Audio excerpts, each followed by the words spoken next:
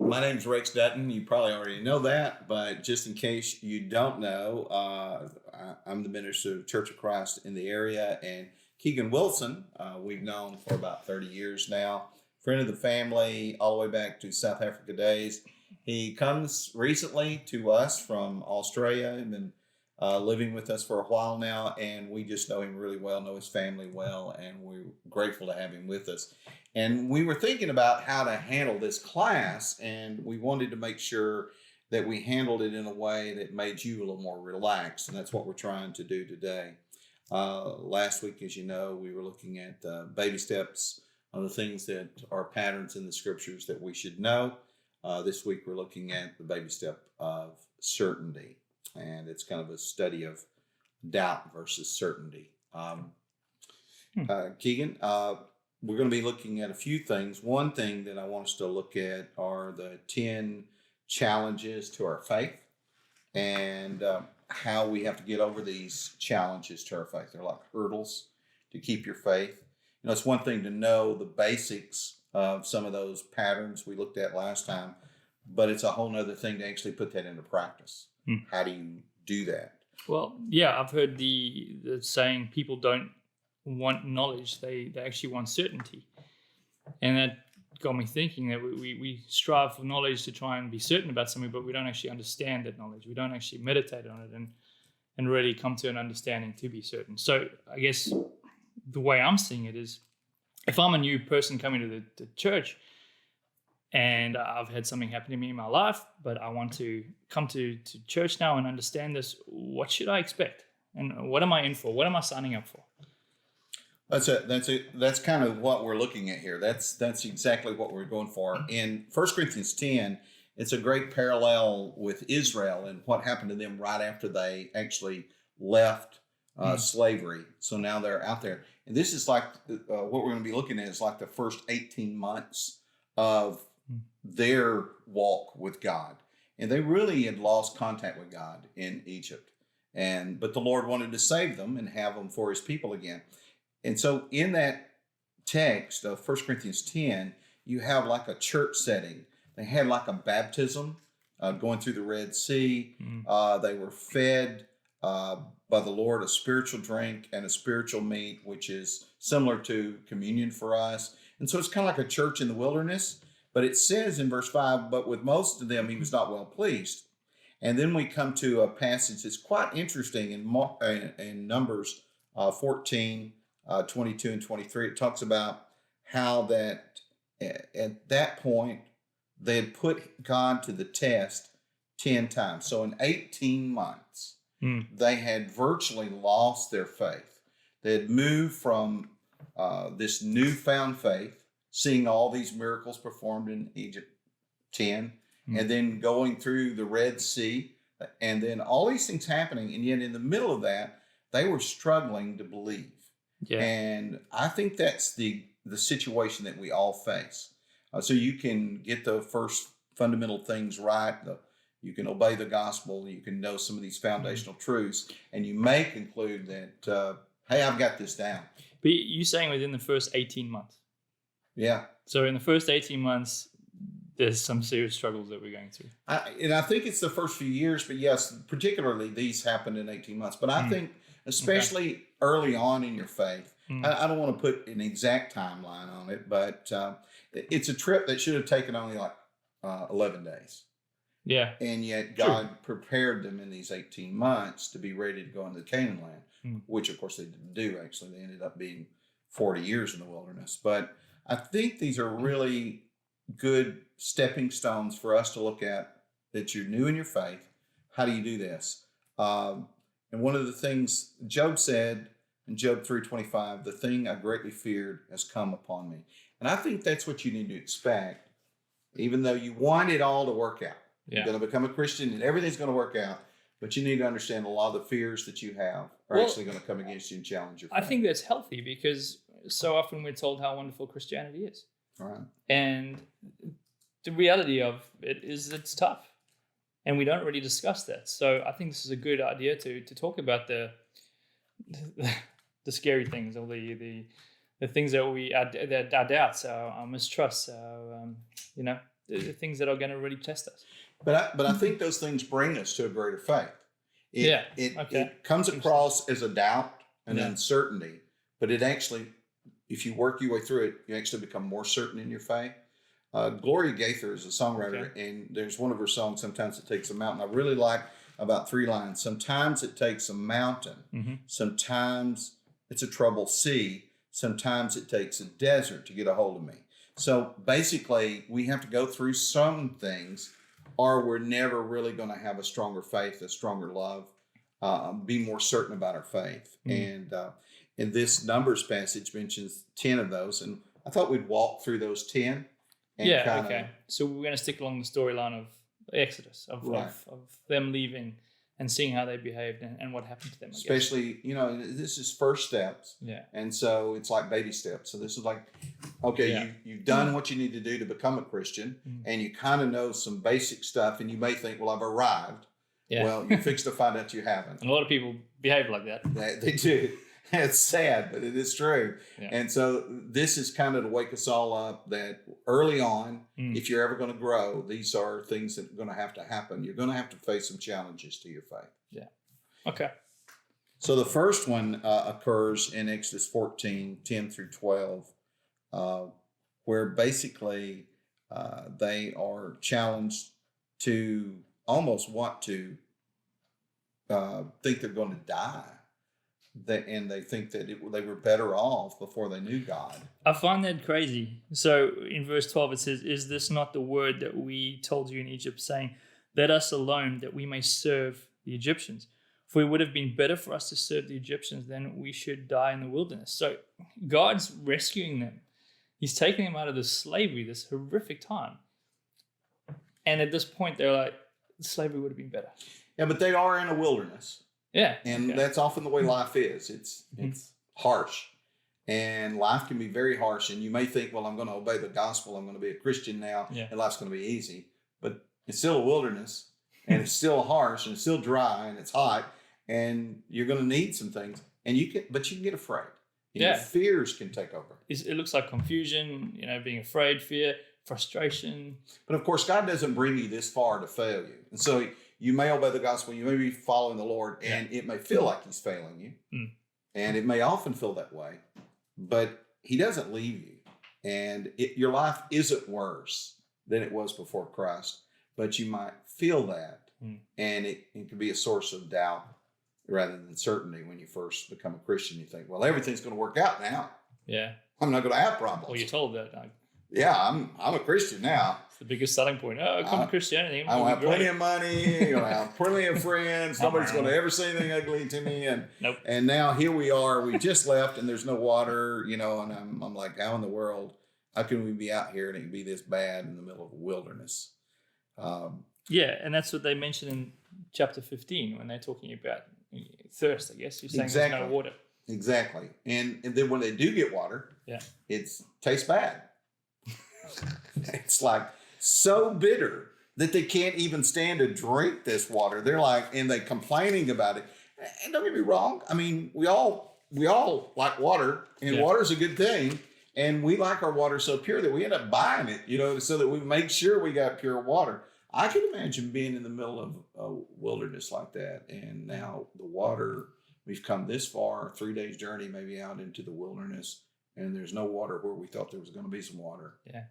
And now I'm like, and this is God? And then when God does give it, it's bitter. Right.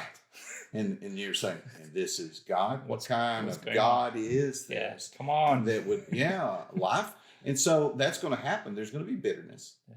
There's going to be moments that you're going to go, wait, not only did I think it would be better, it's not better, it's bitter. Yeah. So that's a real struggle. And it sounds like when you're like in the bottom pit of despair and you think nothing can get worse, you can only go upwards, and then it gets better. It's sort of like drops down again. Like, oh, really? But you need to remember in the middle of that, something they didn't remember. God wouldn't have brought them that far. 10 plagues, parting the Red Sea. He wouldn't bring you that far just to disappoint you. So the whole point of it probably being bitter is that they need to be tested. Of course, they did purify the water. It was fine. and that worked out. But they were about ready to go back to Egypt just over that. So, and I think it's healthy to realize that we're looking through their eyes, and their eyes possibly, and I'd be the same. That I'd be pretty upset, yeah. And so to see God's overall picture or God's overall plan is not always easy for us. Right. We really struggle with it. Exodus 16, 1 through 3 then gives us the third example. And in this case, it's basically they wanted more. Yeah, abundance. They just wanted more. They should have just died in Egypt because there's no meat here. There's no bread here. We're going to die of hunger. So you brought us out here. So we barely got enough water. And then it was nasty. But finally you got that straightened out. But really, there's just nothing here to eat. Yeah. We're in the middle of a desert. I wanted more. I wanted an abundant life. Yeah. Because if you become a Christian, you're going to get everything. Right. Apparently. Somehow shouldn't I be wealthy? Shouldn't I suddenly everything just work out? I mean, I'm still sick or I still have bills.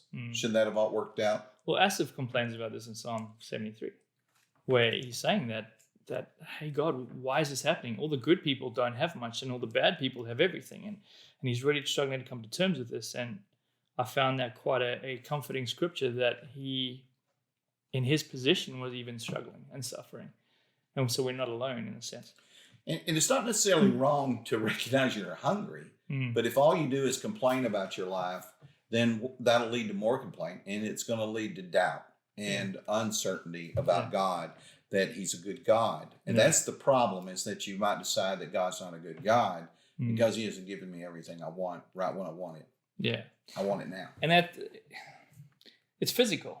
Yeah. When I look at it in verse, verse 3, and the children of Israel said to them, "Oh, that we had died by the hand of the Lord in the land of Egypt, when we sat by the pots of meat and when we ate bread to the full. For you have brought us out into this wilderness to kill this whole assembly with hunger." They're complaining about physical stuff. And we're trying to understand spiritual right now. Imagine that thought, though, that God would just take us out here to kill us. Yeah, it sounds... He saved us to kill us. But that's almost the way we get. It's like, why? So really, the doubt that hits us is of the integrity of God and his goodness. And so we start doubting, is he a good God? Because he's not the God I thought he was. Yeah. He's not doing it the way. He didn't, it's like the guy who complained about the eggs. You fried the wrong one and you boiled the wrong one. Yeah. It's like you just find something to complain about. But of course, hunger is a real thing. Yeah, there will be problems. Then Exodus 16, 19 through 20 is the fourth example that comes up for us of a challenge to our faith and how it happened for them. It says in verse 20, notwithstanding they did not heed Moses, some of them left part of it until the morning. It's talking about the manna.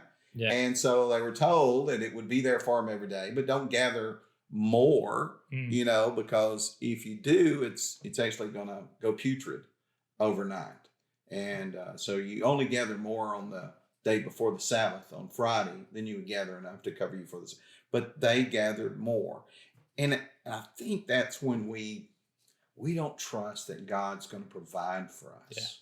We don't believe somehow, no matter how often he comes through for us, he's the cavalry coming over the hill, and it's just in time. It's just in time. And sometimes it feels like it's not just in time. Yeah. But we doubt it. Yeah. We don't trust him. And I see that in our world today financially. And when we're struggling and we're not sure where our next paycheck's going to come from, we panic and we will do some desperate things rather than trust God. There's probably a lot of people doing that right this moment. Yeah. I mean, it's panicking. Am I going to have enough? Yeah, exactly. And the funny thing is, though, if you really look back, though, you always do. It always happens. It is weird like that. Like I look back and I go, how did we get through that? He got me out of that again. But he did. And but then I doubt the very next day. Very next day, I'm gone again. I'm right there again. And so, but you'd expect that. And the whole point of this lesson is that that's kind of what we go through as we develop. Still in Exodus 16, 27 through 30 is the flip side of that. And that is that not only did they get too much, I mean, they went out there and they thought that they had to have more, and then it stank. Then they went out on the seventh day or the Sabbath day And this may be one of the most neat miracles to me, is there was no manna on the seventh day. Yeah. That's So if this was point. a naturally occurring phenomenon of the time, there would have been. Yeah. But there wasn't any that day. There's a reminder on the Sabbath that, hey, this is a miracle. Right. This is not a natural event. Yeah. But of course, they were looking for it every day. Yeah. And so that's our thing. We're always, every day, we're looking for God to do something special for me. And we've got to learn that's not the way it works. He has a schedule. He does what he needs to do when he needs to do it. We're on his schedule. Exactly. He's not on our schedule. Right. And that's, yeah. But how many times, though, have I thought, well, I don't want to trust and obey. I want to see it and obey. I want the blessing, and then I'll do it. Yeah. But it's usually when I'm blessed, I still don't do it. I still disobey. So you can be blessed. Yeah. And still. But he's giving you more rest if you just trust him. So that was the point of this too, is that he's still giving you. You still get your day of rest. You still get your holiday. Right. He's taking care of you in a way that you really need it. You just don't recognize it. I think right now, with all the time we have on our hands, that's a great blessing. Yeah. What a great blessing that is. And how many times have you had the kind of time we've got right at this moment? So it's a great blessing, and we just don't recognize it. Exodus 17, 1-4 is the sixth case of their faith being challenged, and before they reach Canaan land. And in this, they're contending with Moses again because there was no water. Yeah, this is crazy, because Moses said to them, "Why do you contend with me?" Now, they're obviously complaining about this drink. Why do you contend with me? Why do you tempt the Lord? So bringing this back to my walk in Christianity, it sounds like I'm going to tempt the Lord at some stage. How do I do that? How do I avoid that? And how do I recognize it so that I can avoid it? Well, most of us don't jump off the pinnacle of the temple to test the Lord. But we do test the Lord that we don't think he can come through for us. And we're constantly, how are you gonna take care of me right now? And almost angry with him about it. Yeah, and that's honest. That sometimes we do something just to spite him. We might sin because we want to punish him, and we're upset with how he's done things or how he hasn't done things, and we want to get back at that. This is the story where he struck the rock. Yeah. And the water came forth. I mean, in the middle of a place that there shouldn't have been anything. True. I mean, and clearly Moses didn't know special rocks where you could go hit special rocks. I mean, what a rock! This is the rock. Here, go hit that rock. It's it's the right kind of stick. You have to have the right kind of stick. And sticks don't normally break rocks. Yeah. And really? No, it's the other way around. And so the fact that this happened at all is such a wonderful miracle, and it's the surprise. And I think that's something we need to recognize. Yeah, you don't know what God's going to do. It's going to be a surprise. Often I'll have a plan. This is how I'm going to pay this. I'm going to do this. I'm going to go here. I'm going to do that. Yeah. And often it turns out totally different from anything I would have. Every time for me, it's just every time. It's not going to happen the way I planned it. Yeah. I remember when we were even planning for Africa, to go to Africa to do the mission work we did there. And we just knew we were going to talk to this person, they were going to all support us. And everybody that we just knew were going to support us didn't give us anything. They gave us nothing. And it came from a totally different direction. Yeah. And I was just like, wow. Yeah. And so I think you need to understand that who would have thought that you take a stick out and you hit a rock and you get water. All they knew is, where's the water? Where's the water? And it's often we have plans when we're going this way, and God's like, we're going to go this way now. And it's really, sorry. Yeah, no, it's a good point. And that they found water out of this weird source, and they still weren't grateful. Right. Which is crazy. They're complaining, and Moses is saying, why do you contend with me? Moses says here at the end, he says, what should I do with these people? They are almost ready to stone me. Through the eyes of Moses, this is pretty scary. And yet he still delivers, or God still delivers, and they're still not happy. Well, in Moses, in many respects, to them was God. I mean, that's almost how they treated Yeah, him. true. And so it was be like they're ready to stone God. Yeah. And so that's where a lot of people go. They That's a good get so point, frustrated with God. That's a If good they point. could get him by the throat, they would. Yeah. And so you're actually to expect this to happen to you, especially early in your faith. Mm. But at some point, you should develop beyond these things. These are things you should look for. We got to move towards certainty, but we're full of doubt. These are lessons. Yeah, they're big ones. Cool. The next one's Exodus 32, virtually the entire chapter, verses 1 through 35. And it is about how Moses has gone up on the mountain to receive the 10 Commandments, and he's gone 40 days. Mm. And in that time, Aaron and the people are like, where's Moses? He must be dead. It's out here in the wilderness. There's no water out there. We're next to the rock that the water's flowing out We give up again. Yeah. And so they decide, well, the God he told us about isn't the God. But we can build our own God. Yeah. And so they literally decide to create their own God. And Aaron gets involved in that, and bring me your gold out of your earrings. I'm surprised Aaron went along with this. Well, I think it's he's in the same place that they're all in. I think you don't need to give Moses too much credit either, because they're all kind of new at this. This is all pretty new to even Moses. I mean, they hadn't seen the 10 plagues, but just when everybody else saw them, and never seen the Red Sea cross. Moses' only advantage he had was that encounter out at the bush. Yeah. That was his leg up, and the couple of miracles that God gave him to show Israel. So he's a little ahead, but he wasn't a lot ahead. And that's often the case. If you think your leaders are way ahead of you spiritually, they're often not. They're just maybe a little bit to give you the lesson. It's like right now. We had to study this, and so just a little bit ahead. Yeah. And that's a good point, because we often put so much emphasis on our leaders, and we've got to remember that they're human too. They're also struggling with their own faith.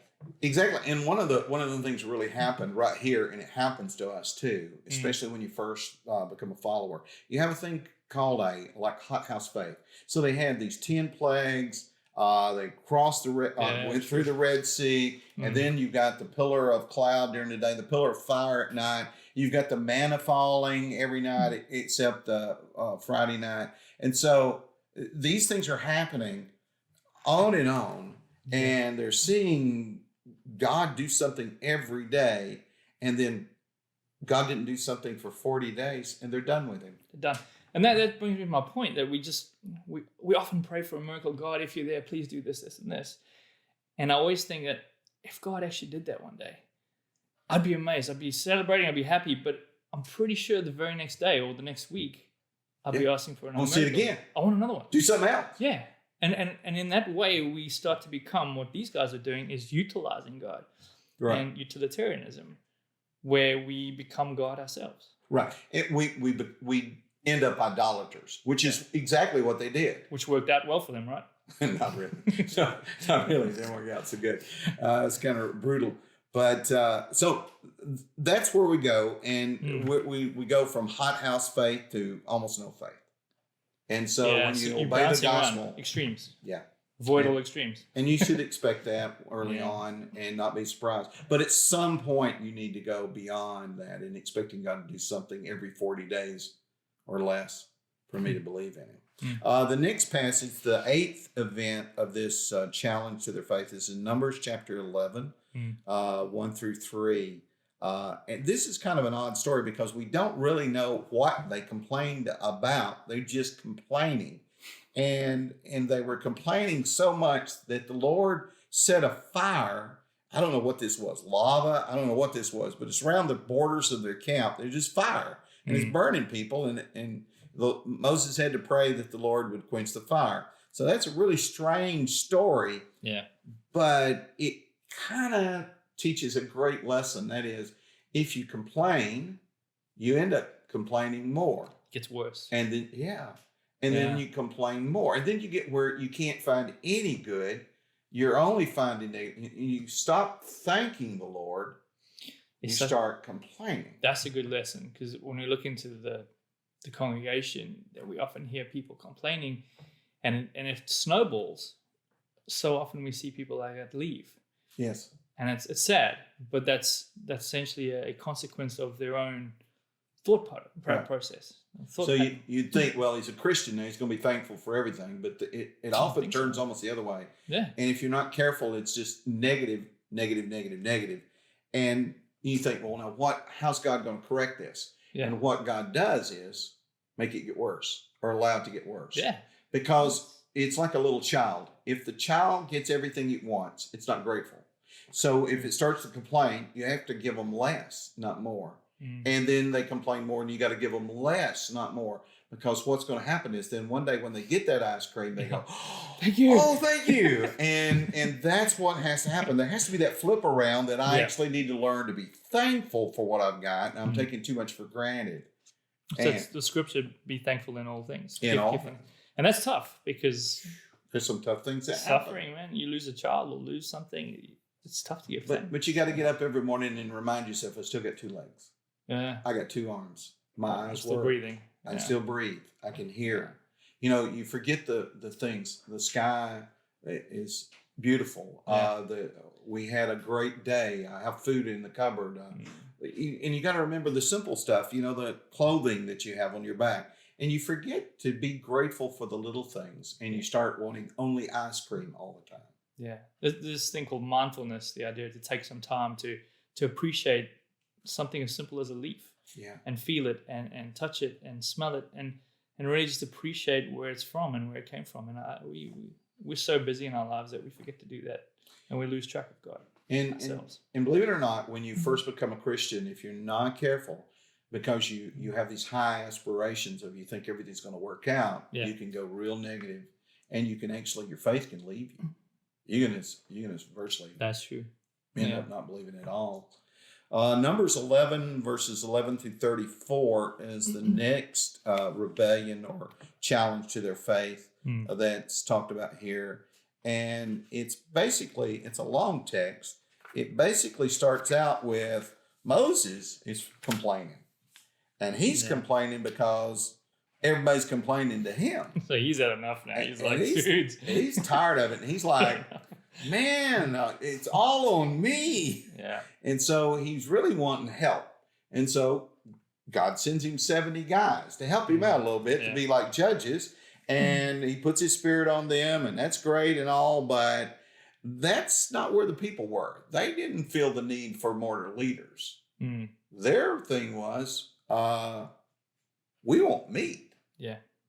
We can't eat our cattle, or we won't have anything. We'll starve to death soon, they're thinking. And all we've got is this stuff landing out there, this little manna stuff. And there's not much to that, and I'm not getting fat on that. And so they're wanting meat. And at the same time, they're going, we're in the middle of a desert. That ain't going to happen. Mm. And Moses is even going, how's that going to happen? How's God going to give us meat in the desert? Mm. And so Moses didn't really believe it. He was complaining about his leader. So this is the leader. He's struggling. So don't think your leaders don't struggle. So he's struggling, and then they're struggling because they're like, we haven't had any meat in a while. And ultimately, God delivers. He does. And big time. Yeah. I mean, they had enough meat. These quail, so many land on one side and the other side. They were really surrounded by quail.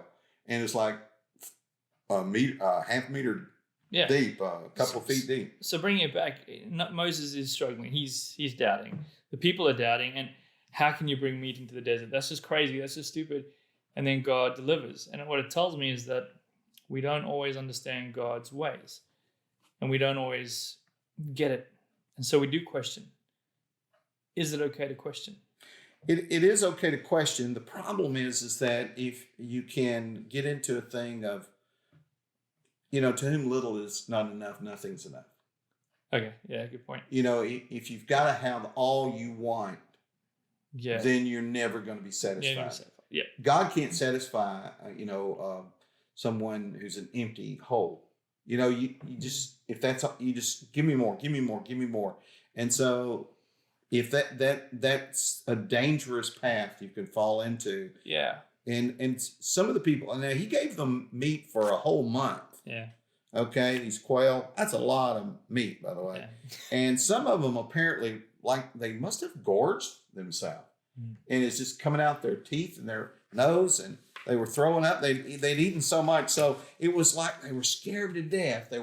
God could never do it again. So they didn't believe God could do it to begin with. He does it. He does it, and now they're scared he'll never do it again.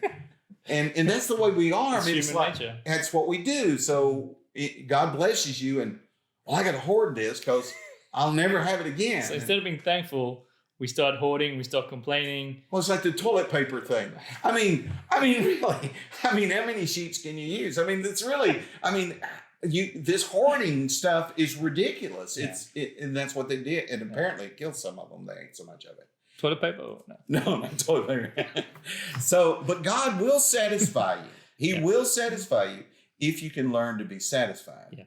And not everybody ever learns. And that's how to be a satisfied. great lesson to somehow submit. To somehow at some point just submit. Yeah. Because that's what we're getting at, yeah. Yeah. Because that's what the Israelites needed to do, and yet they just complained. And I struggle with this, to just submit to God. It's a tough thing to do. It's not easy. It is, especially, when you're a new believer. Yeah. Even more so. It's a struggle for me now. Yeah, exactly. And it's been a long time. But so you're to expect this to happen to you, though. Don't give up on yourself because you're going through this. Yeah. The last challenge came in Numbers 14, 1-3, particularly. But it's when they finally got all of this done. And that's like 18 months to 2 years later, somewhere in that time frame. And now they're sitting at the land of Canaan, about to go in. The spies have gone in for 40 days. They've grown up a little bit. They have. They're a little more solid, and now they're there, and they put a lot of these complaints and doubts behind them, and they're starting to act like they believe. They're doing, get the manna the way they're supposed to. They're doing some things right, which is kind of what happens to us. And now they've gotten to where their goal is, and their goal turns out to be giants. Literally giants. And they're like, wait a second, we didn't sign up for this. Yeah. I thought we were just dealing with people. I didn't know there were giants up there. We can't do this. Yeah. Sort of like you've come all this way and you're going to step out right at the last part. Not finishing the race just seems so wasteful. Yeah, and they start saying things like, we would have been better off to have died in Egypt. We'd have been better off to remain slaves. I mean, what you're saying is we're going to go out and attack giants who could just throw us around, right? And we're just going to end up being victims. And our wives are going to be victims. Our children are going to be victims. We're going to end up slaves here. And worse, they're going to end up destroying us and making slaves out of us. So let's get this right. You've sent 10 plagues. You've rescued us from the Egyptians. You've parted the sea for us. There's manna. There's quail. There's a fire, a cloud of fire. And we go through all this, and we get to this point, and we go, but God can't help us. Yeah. Once again, we go back to that doubt. That's right. So certainty is a hard thing to attain to, but it gets better over time. This situation, though, only 2 really met it in the camp, and that's Joshua and Caleb. They're the only ones who really believed. Yeah, true. And the rest of them didn't. So 40 years in the wilderness, and those people got exactly what they thought. See, that you got to be careful. You sometimes get exactly what you believe. Almost like you manifest what you believe. Yeah. And they got exactly what they believed. They couldn't do it, and so they couldn't. And they died in the wilderness. And a new generation came up that was in that so long, and that's all they'd ever known. They believed they could do it. And they did. And they did. And so that's critical. At some point, you've got to grow up, and you got to believe that God will come through for you. You can conquer what's ahead of you. All right. Okay. You can deal with the giants. So a couple questions to finish off. This all does sound a bit negative for a new Christian. Right. For someone coming in, this sounds, what? Like, I'm signing up for this? This sounds crazy. Right. Okay. What's the positive? What can I be certain of? Because right now, the only thing I can be certain of is that it's not going to be easy. Well, it's just like with your parents. Yeah. It's as you're going through your steps like a baby and growing up, you get spanked, things don't go right. They say no, you can't have the car tonight. Stuff like that happens, and you're disappointed in your parents. And you think, well, your parents don't know anything. They don't love me. They don't love me. You don't take care of you. And somewhere around 25, you start going, well, maybe they weren't as evil as I thought they were. That's right. And then by the time you get old like I am, you're going, my parents were the best people on earth to do what they did for me. And so the process, it isn't that God changes. It's that I change. And yes, it does look negative at times, but that doesn't mean it is negative. You are being loved and you're being brought along, and he's nurturing your faith. He is bringing it along to a mature place. And that's such a good point, because we see that in the physical world where you're a baby, you don't understand. You just have to accept no for a time until you do understand. Then it's like, oh, I get it. We come to that understanding. God reveals it to us. So my question then to finish this off is, how do I then mature? How do I grow up? What's the best tools that I can use? Well, we're going to be looking at a lot of tools throughout this whole study. The next step we're going to be looking at is how to be productive. We'll be looking at, that's kind of what this study is about. It's to understand that it's a mistake to stay in just a head faith. Where here's the things I know. I know what to do to worship. I know what to do to obey the gospel. I've got my list. At some point, we've got to be self-sustaining. At some point, I got to work my way through some challenges and still be self-sustaining. I got to be productive and accomplish things, not just for myself, but for others. But I do have to learn how to be productive for my own benefit. So that's what we'll try next time, Lord willing. Appreciate you being here. This has been awesome. Thank you, sir. And that's thank you for listening. God bless you. Have a great day.